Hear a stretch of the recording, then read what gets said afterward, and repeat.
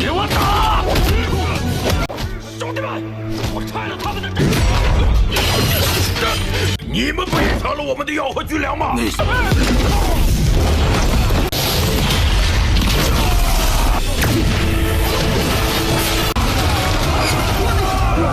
？Hola semuanya, bagaimana nih kabar kalian? Pada kesempatan kali ini, Mimin akan melanjutkan tongwa dari Purple River, tepatnya untuklah episode 9. Untuk di part sebelumnya, mereka berhasil untuklah mengambil kota Cairney. Tetapi juga yang namanya dalam peperangan, pasti ada yang namanya korban jiwa. Contohnya ya seperti pihak dari manusia hewan wilayah timur, haruslah merenggut nyawa yang begitu sangatlah banyak. Oke lah kalau begitu langsung saja kita masuk ke dalam ceritanya. Lalu Jichuan mendengar kabar kalau Loji telah kembali, tetapi dia membawa seseorang. Mendengar itu Jichuan langsunglah keluar, yang ternyata ya itu adalah Jin Si. Dia juga membawa kabar kalau kepala biro pengawasan sama sekali tidaklah percaya kalau dia adalah pengkhianat negara. Mendengar ini ya, Jichuan sungguh begitu lega. Ternyata pihak dari keluarga Jichuan masih ada yang percaya kepada dia. Dan dia meminta tolong sampaikan terima kasihnya atas kepercayaannya. Tidak sampai di situ juga, Loji memperlihatkan hasil atas kerja kerasnya.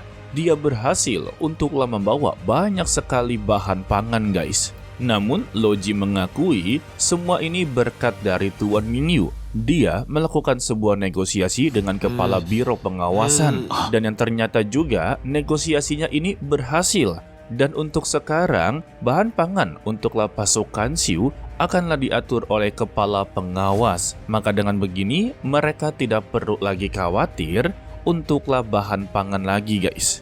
Lalu Jichuan mengajak Tuan Jinsi untuklah berbicara empat mata. Ada sesuatu hal yang begitu penting inginlah dia bicarakan. Ketika berada di dalamnya, mereka langsunglah berbincang tanpa kita ketahui apa yang sedanglah dibicarakan guys. Dan hasil dari perbincangan tersebut, Jichuan mengatakan ternyata Panglima Utama Luo Minghai telah membuat sebuah masalah besar.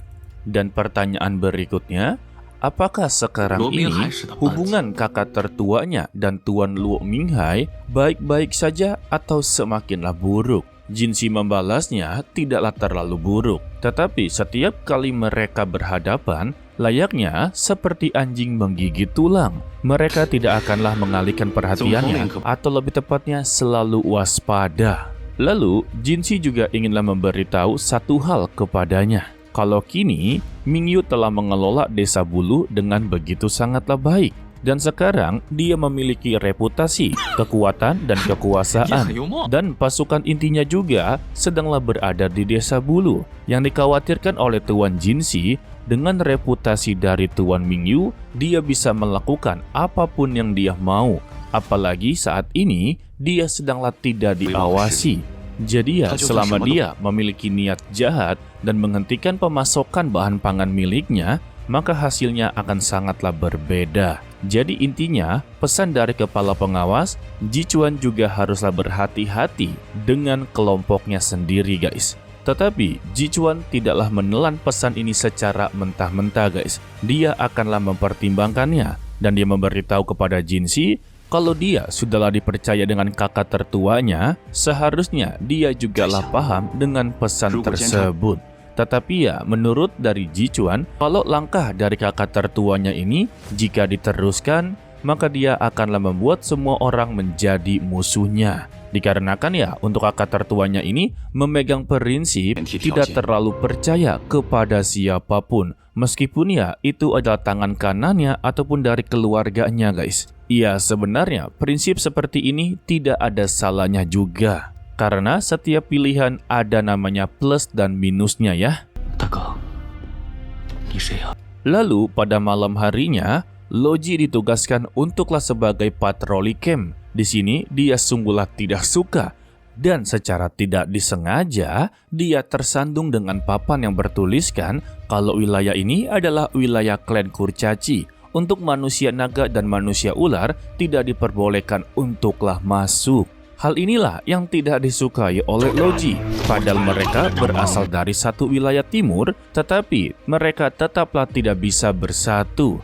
Baru saja diomongi, mereka baku hantam. Karena untuk wanita dari manusia kurcaci telah diambil oleh manusia naga. Lantas, Loji sebagai pasukan patroli mencoba untuklah menengahi permasalahan ini dengan memberitahu ya kalau mereka ini adalah satu camp, tetapi mengapa haruslah memukuli rekan satu sama lain. Lantas, pihak dari klan kurcaci memberitahu kalau manusia naga telah mengambil wanita mereka. Pada awalnya ya, Loji sama sekali tidaklah percaya. Tetapi jeng-jeng-jeng, keluarlah seorang wanita dari tenda dan itu berasal dari camp naga yang membuat mereka kembali untuklah baku hantam. Alhasil, Loji meminta kepada pasukannya, berikanlah beberapa pukulan. 这样了不起啊！这是远东的地盘。我罗杰才不在几天，这都乱成。 Sehingga mereka berhasil untuklah menghentikan kekacauan ini. Dan permasalahan ini langsunglah dibawa ke meja bundar. Jichuan memanggil 3 ketua klan dengan mempertanyakan permasalahan ini. Kalau prajurit klan manusia naga telah menculik gadis biasa. Bukannya menyelesaikan masalah, manusia ular malah mencoba memprovokasi mereka berdua. Karena semua ini memang permasalahan dari manusia naga dan manusia kurcaci. Tidak sampai di situ, ternyata ada masalah lain. Kalau untuk hari ini, di dalam kota terjadi 12 insiden prajurit yang mabuk. Dan semuanya berasal dari klan manusia ular. Dan gara-gara mereka mabuk, seharusnya tugas pada malam hari ini adalah manusia ular untuklah berpatroli. Tetapi dia membalasnya kalau mereka sedanglah tidak berperang. Jadi ya tidak perlu untuklah berpatroli. Jadi biarkanlah pasukan Wela untuk berpatroli. Mendengar ini, Jichuan sungguh begitu kesal kepada mereka bertiga. Dikarenakan untuk pasukan Wela benar-benar bekerja keras. Bahkan ya, sudah 1 bulan penuh mereka berjaga di luar kota guys. Tanpa adanya minum-minuman, tanpa adanya makanan yang begitu hangat, bahkan tidak ada yang namanya istirahat.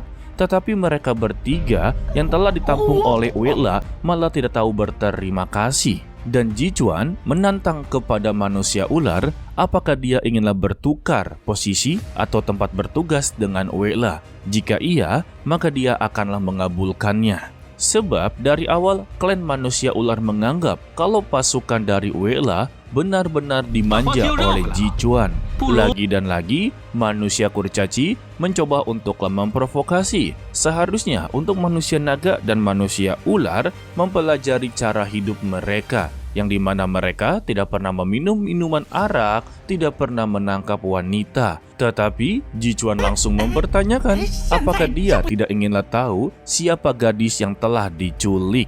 Lalu bawahan dari Menluo memberitahunya kalau yang diculik adalah adik sepupunya guys.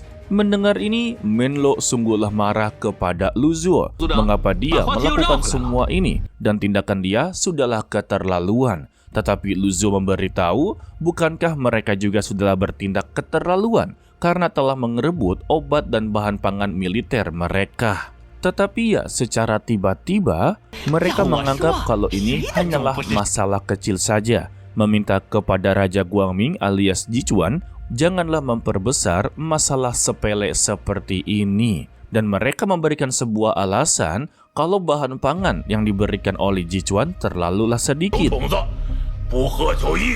Karena untuk manusia ular dan manusia naga memang notabene haruslah minum arak. Jika tidak, maka mereka tidak akanlah mendapati energi. Pemikiran macam apa ini? Sedangkan untuk kurcaci membutuhkan bahan pangan yang begitu banyak karena tubuh mereka sangatlah pendek. Jadi ya untuk berperang mereka juga haruslah makan yang begitu banyak. Dari sini, Jichuan akhirnya mengetahui maksud dari mereka bertiga inginlah hidup dengan begitu enak tanpa adanya masalah sama sekali. Padahal untuk masalah seperti ini bisa dikatakan adalah masalah besar guys. Bisalah memicu perpecahan. Dan Jichuan langsunglah menggebrak meja. Dia di sini berdiskusi untuklah mengingatkan kepada mereka bertiga betapa sulitnya proses mereka untuklah menaklukkan kota Cairni. Dan jika posisi mereka sama seperti ini, tidak perlu menunggu pasukan klan iblis yang membasmi mereka, tetapi mereka akanlah membasmi satu sama lain. Ya, ini namanya perpecahan guys. Alhasil, Ji Chuan meninggalkan ruangan untuklah mereka bertiga kembali berdiskusi. Tetapi tampaknya ini tidak akanlah berhasil juga 你 ya. 们背叛了我们的药和军粮吗？ Lalu keesokan paginya di wilayah timur Jalan Besar, untuk Ling Busu, dia membawa pasukannya untuklah mengambil kota Cairni. Tetapi untuk pelayannya memberitahu, menghadapi pasukan dari wilayah timur tidak semudah yang dia pikirkan. Tetapi ya si banteng satu ini malah berpikir kota Cairni sangatlah mudah untuk ditaklukkan. Tidak lama dari itu datanglah komandan garis terdepan dengan memberitahu ada seseorang yang sedanglah menghalangi jalan mereka, yang tak lain yaitu Raja Zhou Jiaming sebagai ahli misterius benua Sichuan. Dan dia bukanlah berasal dari wilayah timur. Di sini ya, anggap saja dia tersesat dan meminta penjelasan kepada mereka semua. Tetapi pihak dari Ling Busu menganggap dia adalah Raja Guangming. Lantas ya, Ling Busu mempertanyakan siapa dia. Lantas Raja Zhou Jianming, atau kita panggil saja sebagai Raja Zuo, langsunglah memperkenalkan dirinya. Dan dia sedanglah mencari Raja Guangming. Mendengar tujuan mereka sama, Ling Busu langsung menawarkan apakah dia inginlah menjadi bagiannya, karena dia inginlah menghabisi nyawa dari Raja Guangming. Mendengar ini, Raja Zuo langsunglah memberikan serangan yang membuat Ling Busu menganggap kalau dia ini adalah rekan dari Raja Guangming, sehingga dia memerintahkan seluruh pasukannya untuklah menghabisi nyawanya.